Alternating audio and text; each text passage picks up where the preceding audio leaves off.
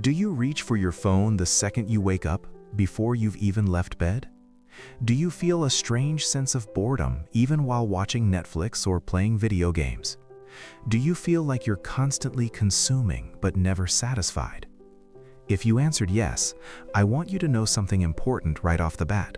It's not just you, and more importantly, it's not just a lack of willpower, it's biology. You see, our brains weren't evolved for this world we've built. We are living in a time where we are constantly always on, yet oddly, we often feel completely tuned out. It's a paradox that defines modern life in the US especially. We are drowning in access to pleasure, fast food, social media, online shopping, streaming. It's all right at our fingertips 24/7. But here is the catch. Despite having access to more feel-good triggers than any generation in human history, rates of anxiety and depression are higher than ever. We are seeing statistics where 1 in 10 Americans is on antidepressants, and general unhappiness is climbing in the wealthiest nations on Earth. Why? That is the question at the heart of the book we are diving into today, Dopamine Nation, by Dr. Anna Lembke. Dr. Lembke is a psychiatrist at Stanford University, and she argues that we have transformed the world from a place of scarcity to a place of overwhelming abundance, and our brains are suffering for it. She uses a brilliant metaphor. She says we are like cacti in the rainforest. We are biologically adapted for an arid climate, a world of scarcity, but now we are drowning in too much water, too much dopamine. The core pain point she identifies is something most of us don't even realize is happening. We are a generation of dopamine addicts, and we don't even know it. We aren't just addicted to drugs or alcohol, we are addicted to the very chemistry of wanting. And the smartphone? Dr. Lembke calls it the modern-day hypodermic needle, delivering digital dopamine straight to our brains, around the clock. So, how does this actually work? Why does chasing pleasure actually make us feel more pain in the long run? It all comes down to a tiny seesaw in your brain, a delicate balance between pleasure and pain that dictates how you feel every single day. Coming up, we're going to look at exactly how that balance works and why your brain might be trying to punish you for feeling good. That punishment, that paradox, is exactly where we start today. Welcome to The Last Read, Books for Your Ears, Wisdom for Your Life. I'm your host, and in this episode, we are diving deep into Dopamine Nation, the groundbreaking bestseller by Dr. Anna Lembke. Now, this isn't just another self-help talk about putting down your phone or quitting bad habits. It is much deeper than that. It is about understanding the fundamental machinery of your mind, specifically a secret seesaw inside your brain that dictates your capacity for happiness. You see, Dr. Lembke reveals that pleasure and pain are co-located. They live in the exact same part of the brain, and they function like a balance scale. When you press down heavily on the side of pleasure, with Instagram likes, sugar, or shopping, your brain tries to restore the balance by pressing down just as hard on the side of pain. Over the next hour, we will discover why your relentless pursuit of having fun is actually the very thing causing your pain. We're going to reveal a counterintuitive method, one that involves leaning into more discomfort, essentially pressing on the pain side on purpose to finally find the peace you've been chasing. If you want the tools to reclaim your brain from this overstimulated world, I invite you to subscribe right now so you don't miss a beat. And if you want to follow along, the link to order the book is in the description below. But before we can fix the machine, we have to understand the mechanic. And our guide for this journey is someone unique, Dr. Anna Lembke. On paper, she is intimidating, a psychiatrist, a professor at Stanford University School of Medicine, and the chief of the Stanford Addiction Medicine Dual Diagnosis Clinic. But she didn't write this book from an ivory tower. She wrote it from the trenches.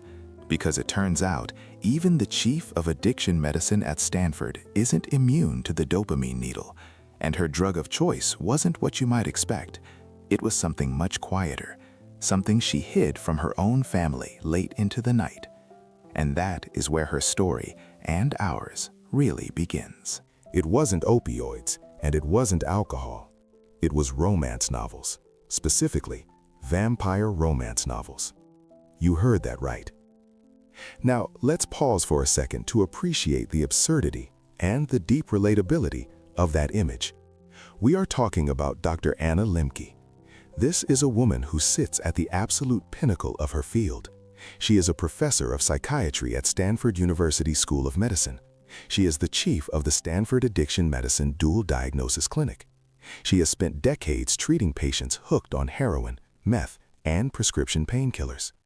You would think someone with that resume would be immune, or at least above the fray.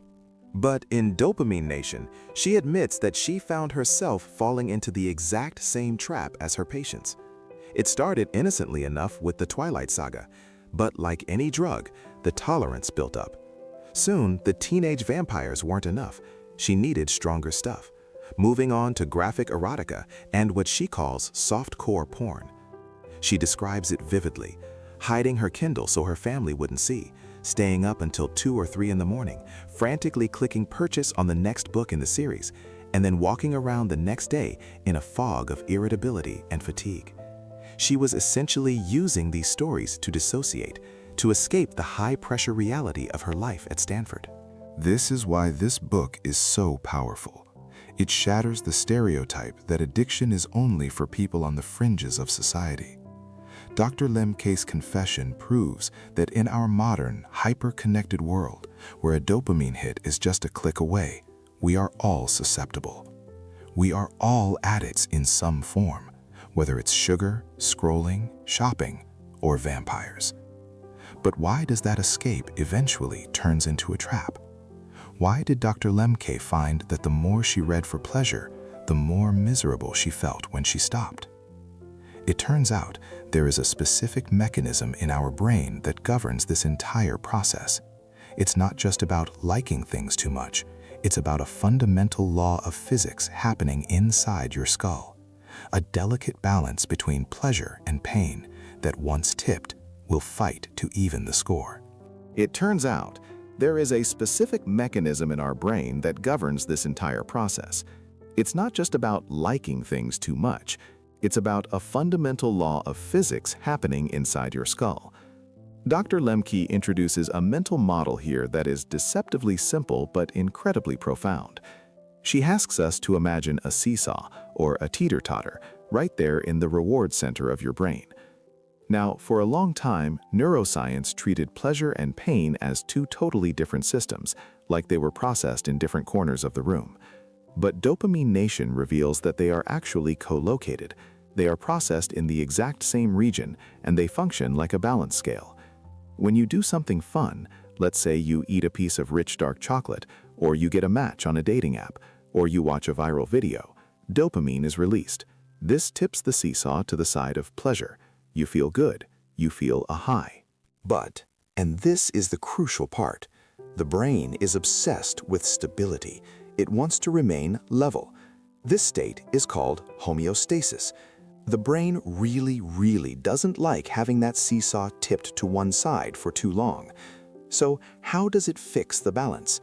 It doesn't just wait for the pleasure to wear off. It actively counteracts it. Dr. Lembke uses this vivid analogy of neuroadaptation gremlins. Imagine that as soon as your seesaw tips toward pleasure, these little neuro-gremlins hop onto the pain side of the balance to weigh it back down. And here is the catch. They don't just bring you back to the middle and hop off. They slam the seesaw down hard on the side of pain. This is the come down. This is the hangover. It explains why, immediately after the fun stops, you don't just feel neutral. You often feel a wave of anxiety, irritability, or restless craving for more. That isn't just you missing the fun. That is a physiological counterforce. That is the gremlin stomping on the pain side of your brain to settle the score. If the pleasure was mild, say a single cookie, the gremlins might just make you feel a tiny bit restless. But if you've been hammering the pleasure button for hours, scrolling, gaming, binging, the gremlin response is going to be massive. The pain side slams down, and you are left feeling worse than you did before you started. But what happens if we ignore that warning? What happens if we try to outrun the gremlins by just consuming more and more, refusing to let the seesaw level out? Well, the gremlins don't just leave. They start to build a permanent settlement, and that leads us to a state that explains why so many of us feel chronically unhappy. That permanent settlement is what Dr. Lembke refers to as the dopamine deficit state. This is the point where the seesaw doesn't just wobble back and forth, it gets stuck. It creates a chronic tilt toward the side of pain. If we keep pressing the pleasure button, whether that is nicotine, gambling, or just doom scrolling for hours every night, our brains eventually decide that this high level of dopamine is the new normal. To protect itself from being overstimulated, the brain downregulates its own dopamine transmission. In our analogy, the gremlins set up camp on the pain side, they gain weight, and they refuse to leave. This explains the tragedy of addiction, or even just compulsive overconsumption. Eventually, you stop doing the thing to feel good, and you start doing it just to stop feeling bad. Dr. Lembke describes patients who say they don't even enjoy their drug of choice anymore. The video game isn't fun, the wine doesn't taste that great, the social media feed feels boring. That is tolerance. The gremlins are so heavy on the pain side that your usual dose of pleasure doesn't even lift the seesaw to a level position, let alone tip it into the fun zone. You might recognize a milder version of this in our cultural phenomenon of the Sunday scaries. Think about it. You spend the weekend binge watching a series, eating rich food, maybe staying up late chasing entertainment. You are flooding the system. Then Sunday evening rolls around. You feel a sense of impending doom, emptiness, or anxiety. We usually blame this on the upcoming work week, but often that isn't work anxiety. That is a dopamine deficit. That is the brain in a withdrawal state, lacking the high stimulation it got for the last 48 hours. When we live in this deficit state long term, the world loses its color. This is essentially a chemically induced depression. Regular joys, a conversation with a friend, a sunset, a good meal, don't register because your threshold for pleasure is set impossibly high. Gremlins have built a fortress on the side of pain. How do we fix it? We can't add more pleasure. That just makes the gremlin stronger. We can't think our way out of it. According to Dr. Lembke, there is a way to reset the balance, but it requires doing the one thing that feels completely impossible when you are in the depths of the deficit. The solution is to stop completely. Dr. Lembke calls it the dopamine fast. And it isn't about quitting forever. It's about hitting the reset button on that broken seesaw. The prescription is simple, but it is not easy. You have to eliminate the specific high dopamine behavior, whether it's Instagram, video games, or sugar, for 30 days. Now, why 30 days? Why not just a weekend? Well, remember the gremlins? Those little neuroadaptation creatures weighing down the pain side of your balance? They don't leave just because you took a Saturday off. In fact, when you first stop, they get angry. Dr. Lembke is very clear about the timeline here, and it is crucial to understand this so you don't give up too soon. For the first 10 to 14 days, you are going to feel miserable. This is the withdrawal phase. The gremlins are still camping on the pain side, stomping their feet, demanding their fix. You will feel anxious. You will feel bored. You will likely feel irritable and depressed. The book warns us, you will feel worse before you feel better. But if you can white-knuckle it past the 2-week mark, something magical happens around week 3 or 4. The gremlins realize the supply has been cut off. They pack up their tents and leave. The seesaw slowly tilts back to a level position. Homeostasis is restored. And this is where the color comes back into the world. Suddenly, low dopamine activities, things that felt excruciatingly boring 2 weeks ago, become interesting again. You can enjoy a conversation with a friend. You can appreciate a walk outside. Your brain's threshold for pleasure has lowered back to a normal, healthy level. The fast proves that you aren't broken. You were just chemically overloaded. However, we all know that saying just stop for 30 days is easier said than done. In a world filled with constant triggers, willpower usually isn't enough to keep the gremlins away. We need a strategy that physically prevents us from pressing the button. We need to change our environment. Start building fences. In Dopamine Nation, Dr. Lembke calls this self-binding. It's a fascinating concept because it requires a moment of humility. It's you admitting, hey, in the heat of the moment, I'm not going to be rational. I'm going to be a craving zombie. So I need to outsmart my future self right now while I'm still lucid. It's like Odysseus tying himself to the mast of his ship so he wouldn't jump into the sea when he heard the siren song. He knew his willpower wouldn't be enough, so he used ropes. Dr. Lembke breaks these ropes down into 3 specific types. The first is physical binding. This is exactly what it sounds like, putting literal distance or obstacles between you and the drug. A classic American example Lembke mentions is the kitchen safe. It's this plastic container with a locking timer on the lid. You put your cookies, your cigarettes, or more likely these days, your smartphone inside, you spin the dial to 1 hour or 12 hours, and you press the button. Click. That's it. It locks. You cannot open it until the timer runs out, unless you take a hammer to it. It sounds extreme, but for many of her patients, that physical barrier is the only thing that stops the loop. It forces a pause. And in that pause, the craving often passes. It could be as simple as unplugging your TV and putting the power cord in the garage, or freezing your credit card in a block of ice so you can't use it for impulse buys. The second type is chronological binding. This is using time as the barrier. We do this with kids all the time. No video games until Saturday morning, but we rarely do it for ourselves. Chronological binding restricts when you can use. You might say, I can check Instagram, but only between 5 p.m. and 6 p.m., or no screens after 9 p.m., no matter what. This narrows the window of consumption. It stops the dopamine hit from being an all-day drip feed and turns it into a discrete event that has a beginning and an end. It allows your brain to have those off periods to recover its balance. Finally, there's the third type, which might be the hardest for some people, categorical binding. This is where you don't just ban the addiction, you ban the triggers associated with it. You sort your life into safe categories and unsafe categories. Dr. Lembke shares the story of a patient with a severe gambling addiction. His main trigger was sports betting apps. He tried deleting the apps, but he just re-download them. So he had to go categorical.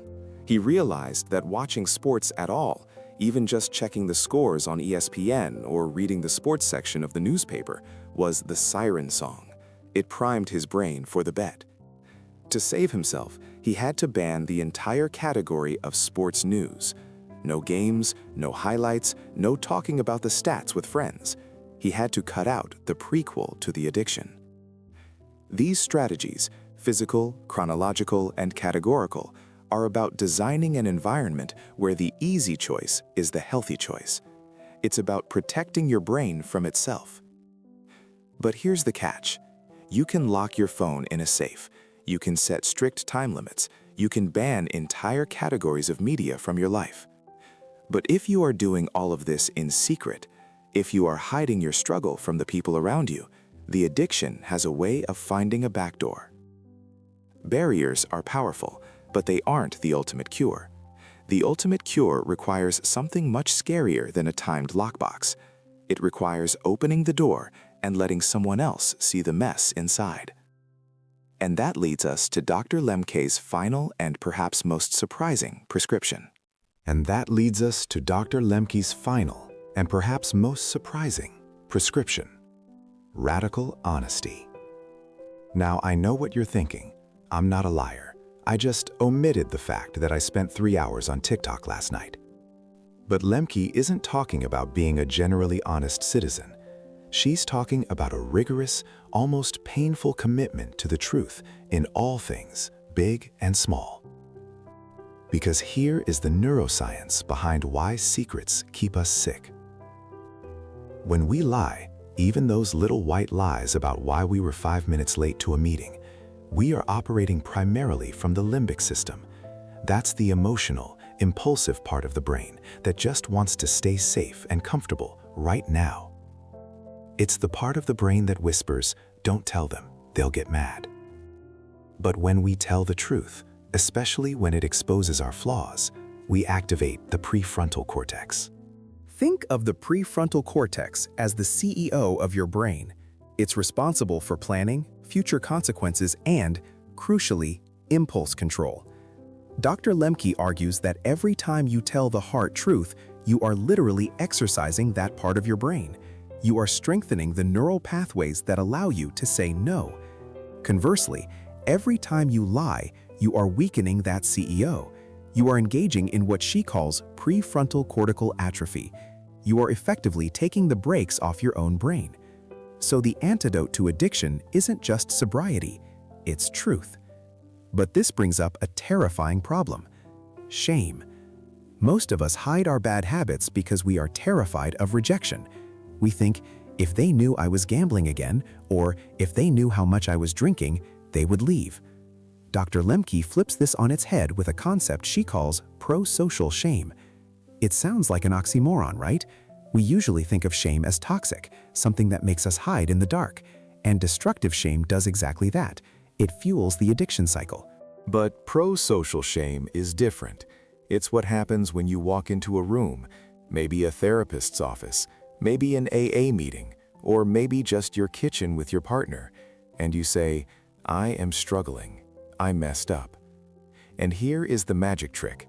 You expect the other person to run away. You expect the social death of rejection. But instead, they stay. They lean in. They might even say, "Me too." In that moment, you don't get the cheap dopamine hit of your addiction. You get a flood of healthy, balancing dopamine and oxytocin from human connection. You realize you are still part of the tribe. As Lembke puts it, the truth doesn't isolate us, it tethers us to reality and to each other. However, let's not sugarcoat this. Walking into that room and confessing your secrets, it hurts. It is visibly, viscerally uncomfortable. It burns a little bit. And that burn, that willingness to walk straight into the fire of discomfort, is actually the master key to the whole operation. It turns out that in a world determined to sell us comfort, the only way to get our balance back is to stop running from the things that hurt. To stop running from the things that hurt. And that brings us to the final, perhaps most important takeaway of Dr. Lembke's work. It is the paradox of our time. We live in a world of overabundance. We have instant access to every comfort, every distraction, every potential pleasure imaginable. But as we've learned, our brains simply weren't built for this. The relentless pursuit of pleasure and the desperate avoidance of pain eventually leads to the exact opposite of what we want. It leads to anhedonia, the inability to feel joy at all. So, what is the path to the good life in a dopamine nation? It isn't finding a better drug. It isn't finding a new distraction. It's the willingness to embrace pain. Remember the seesaw. When we press on the pleasure side, the gremlins hop on the pain side to level us out, eventually tipping us into chronic deficit. But the reverse is also true. When we intentionally choose to do hard things, what scientists call hormetic stress, we press on the pain side, and the brain, in its infinite wisdom, responds by tipping the balance back toward pleasure to compensate. This is why that cold shower wakes you up better than coffee. It's why the runner's high feels so profound after a grueling workout. It's why that terrifyingly honest conversation leaves you feeling lighter, not heavier. By leaning into these things, by embracing the burn of exercise, the shock of cold water, the discomfort of radical honesty, or even the dull ache of boredom, we aren't punishing ourselves. We are resetting our baseline. we are inviting the brain to flood us with its own natural, sustained dopamine. We tip the seesaw the other way, and the reward is a deep, enduring sense of well-being that no pill or screen can ever provide. Dr. Lembke leaves us with a powerful invitation. She writes, "I urge you to find a way to immerse yourself fully in the life that you've been given, to stop running from whatever you're trying to escape, and instead to stop and turn and face whatever it is. You have the power to reset. You have the agency to stop the consumption cycle and tether yourself back to reality. It won't be easy, but it will be real." That brings us to the end of our deep dive into Dopamine Nation. If you found value in this series, I'd love to have you stick around. Please make sure you are subscribed to The Last Read so you don't miss our next breakdown of life-changing wisdom. And of course, there is no substitute for the original text. If you want to support Dr. Lembke and explore these concepts in full detail, I have included a link to buy the book right in the description. Go check it out, stay balanced, and I'll see you in the next one.